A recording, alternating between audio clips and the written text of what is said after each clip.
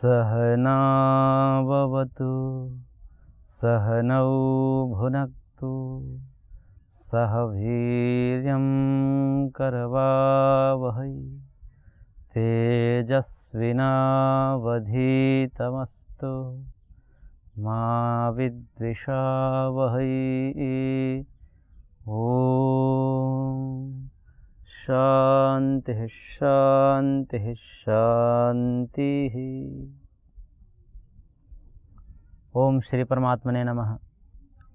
न्याय दर्शन की कक्षा में आप सभी तर्क रसिकों का हार्दिक स्वागत है।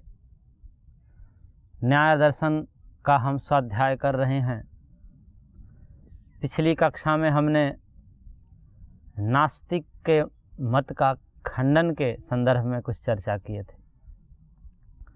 उसी चर्चा को आगे बढ़ाते हुए हम आज नास्तिकों के मत पर कुछ चिंतन मनन करेंगे। यह समस्त मनुष्य समुदाय एक विचारधारा, एक सिद्धांत पर चलता है और उस सिद्धांत से जुड़ा होता है और उसी सिद्धांत के अनुसार पर उनकी जीवन शैली, उनकी गतिविधियां, उनकी कार्यशैली सब निर्भर करती है। कुछ सिद्धांत शाश्वत सिद्धांत होते हैं और कुछ सिद्धांत मनोकल्पित सिद्धांत होते हैं।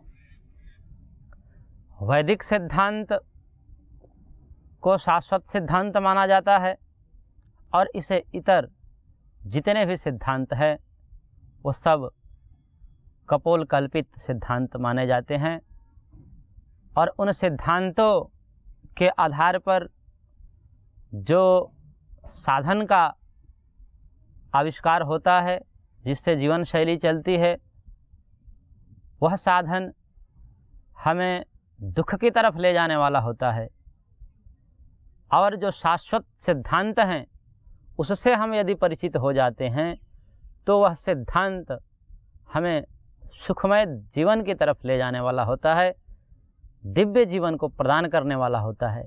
हम महामानव से देव स्वरूप हो जाते हैं। इसलिए कुछ सिद्धांत ऐसे होते हैं, कुछ लोगों की मान्यताएं ऐसी होती है जो सुनने योग्य भी नहीं होती है और जिसको सुनने से भी हमारी आस्था हिल जाती है। इसलिए कभी कभी ना सुनने की इच्छा होते हुए भी ऐसे तर्क, ऐसे सिद्धांत हमें सुनने पड़ते हैं और उन सिद्धांतों के श्रवण मात्र से हम प्रारंभिक अवस्था में विचलित होने लगते हैं, क्योंकि उनके जो तर्क होते हैं और उन तर्कों के आधार पर वो जो कपोल कल्पित सिद्धांत बनाने की कुचेष्टा करते हैं, वो सिद्धांत हमारे सिद्धांतों के साथ मेल न खाने से, हमारी जीवन शैली के साथ मेल न खाने से हम विचलित होने लगते हैं। इसलिए उन सिद्धांतों के निराकरण स्वरूप उचित तर्कों का आलम्बन लेना भी आवश्यक होता है। हमारे सिद्धांत जितने भी प्रकार के होते हैं, वह सिद्धांत एक खूंटे की भांति होता है जिससे उस सिद्धांत के लोग जुड़े होते हैं और वह खूंटा उतना ही सुदृढ़ माना जाता है जब उस खूंटे में उपयुक्त मिट्टी, ढेले, ईंट इत्यादि से जब ठोक ठोक कर हम उसको एक सुदृढ़ बनाते हैं और जितना ही ठोक ठोक करके उसमें मिट्टी, ढेला, कठोर पदार्थ को ठोक ठोक कर हम उसको दृढ़ करते हैं, मजबूत करते हैं, वह उतना प्रबल होता है और पशुओं को बांधने या किसी भी कार्य करने में अधिक समर्थ होता है। यह सिद्धांत भी ऐसे ही होते हैं। सिद्धांत एक खूंटे की भांति हैं और उस सिद्धांत रूपी खूंटे को सुदृढ़ करने के लिए तर्क, मिट्टी, ढेले, पत्थर इत्यादि और उसको लोहे इत्यादि से जो मार मार करके सुदृढ़ किया जाता है उसके भांति होता है।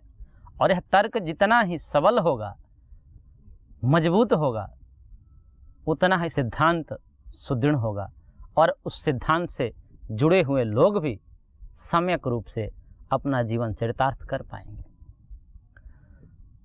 हमने यह बता चुके कि कुछ सिद्धांत कपोल कल्पित होते हैं और कुछ सिद्धांत शाश्वत होते हैं।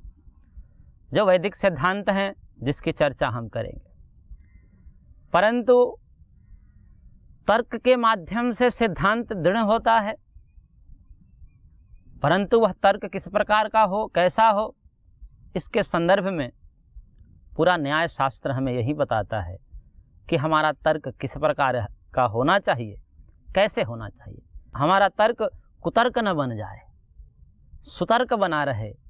इसलिए तर्क को समझने के लिए उसके स्वरूप को भी समझने में काफ़ी हद तक हमें न्याय दर्शन सिखाता है। तर्क के संदर्भ में मनु जी महाराज का एक संदर्भ स्मरण में आता है।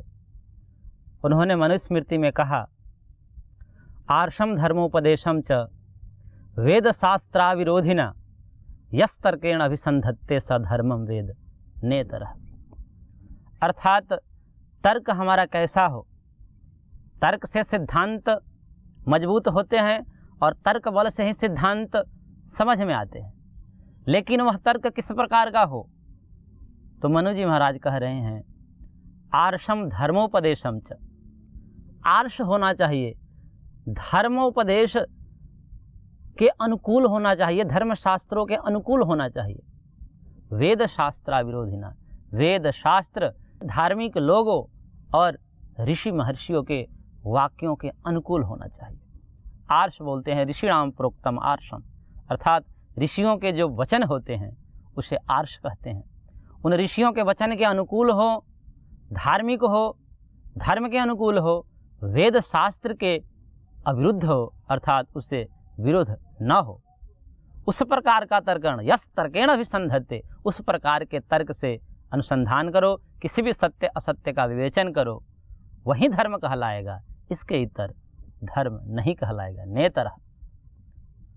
इसलिए तर्क हो, कुतर्क न हो, इसी के लिए यह पूरा शास्त्र बनाया गया है।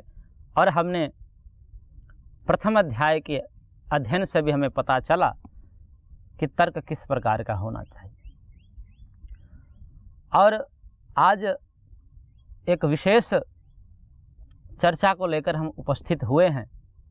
जो प्रश्न हमारे समक्ष आया है वह कितने ही लोगों को हिला देने वाला है, और ऐसे प्रश्न को भी हमें सुनना पड़ता है और उसका उचित समाधान भी हमें देना पड़ता है, क्योंकि हम न्यायिक हैं। तर्कों के द्वारा, प्रमाणों के द्वारा किसी भी अर्थ की परीक्षा करना यह हमारा धर्म है, दायित्व है। उसके पढ़ने और पढ़ाने वाले का भी यह दायित्व बनता है कि उस प्रकार के प्रश्नों का वह समाधान करे। इसलिए आज कुछ प्रश्नों पर हम विचार करेंगे। एक सज्जन ने हमारे पास कुछ प्रश्न भेजा है और उस प्रश्न को उन्होंने कहा है कि इस प्रश्न का समाधान करिए। और यह प्रश्न ईश्वर के अस्तित्व के संदर्भ में किया गया है। नास्तिकों के तरफ से यह प्रश्न है। इन प्रश्न को समझने से पूर्व हमें यह समझ लेना आवश्यक है कि आस्तिक और नास्तिक किसे कहते हैं। सीधा सा अर्थ है इसका, अस्ति नास्ति। अस्ति अर्थात है, जो ईश्वर की सत्ता को स्वीकार करता है कि ईश्वर की सत्ता है, आत्मा है, वह आस्तिक है। और जो ईश्वर की सत्ता को नहीं मानता अर्थात नास्ति, ईश्वर नास्ति, ईश्वर की सत्ता नहीं है, आत्मा की सत्ता नहीं है, तो इस प्रकार के विचारधारा को नास्तिक कहते हैं और ऐसे लोग को नास्तिक लोग कहा जाता है। उनके प्रश्न हमारे पास भेजे गए हैं और ऐसा कहा गया है इस प्रश्न के माध्यम से कि यह प्रश्न एक दक्षिण के कोई व्यक्ति हुए हैं। नास्तिकों में उनकी संज्ञा आती है कि उनके नास्तिक मत के पोषक माने जाते हैं। पेरियार रामास्वामी, हमने भी कुछ दिन पूर्व ही इनके नाम सुने थे।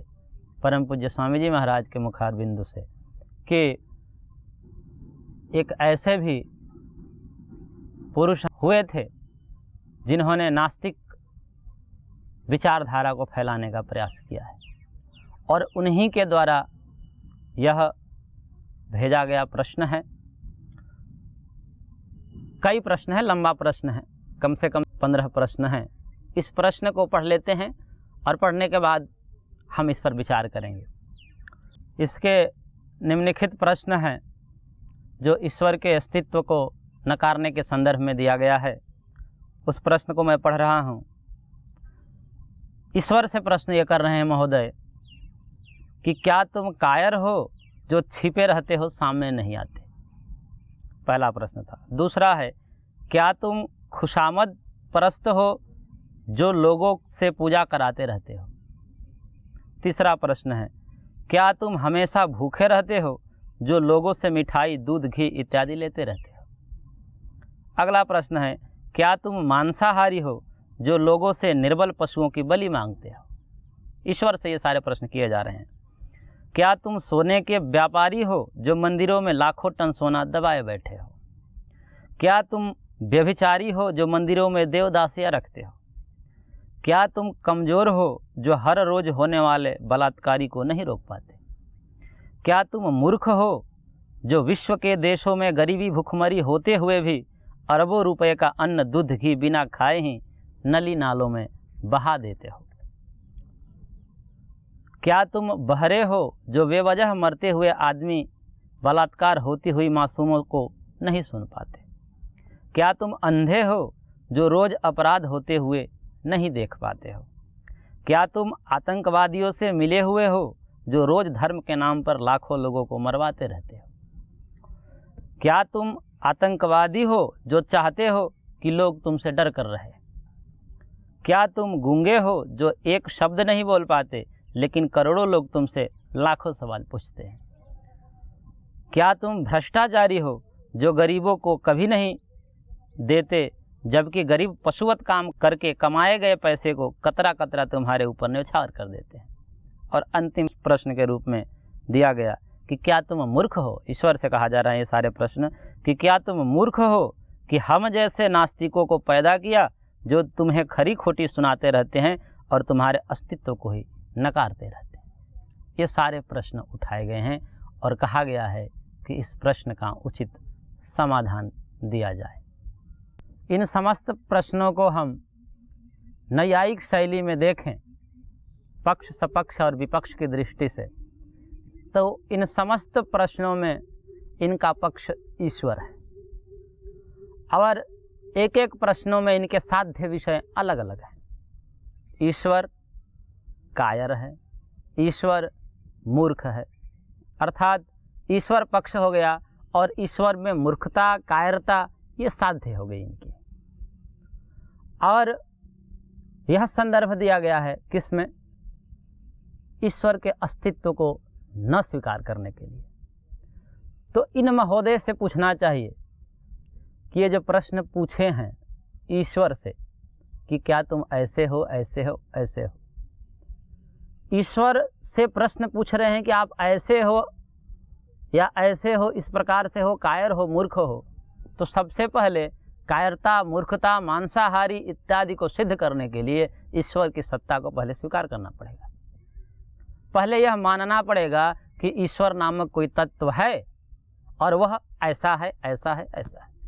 जैसे कोई हमसे प्रश्न पूछे कि आप ऐसे हो, ऐसे हो, इस प्रकार से हो, तो हमसे जो प्रश्न पूछ रहा होगा वह मेरी सत्ता को स्वीकार करना पड़ेगा उसको, क्योंकि मैं नहीं रहूँगा तो फिर किसके विषय में आप बात कर रहे हो कि यह उस प्रकार का है, यह उस प्रकार का है।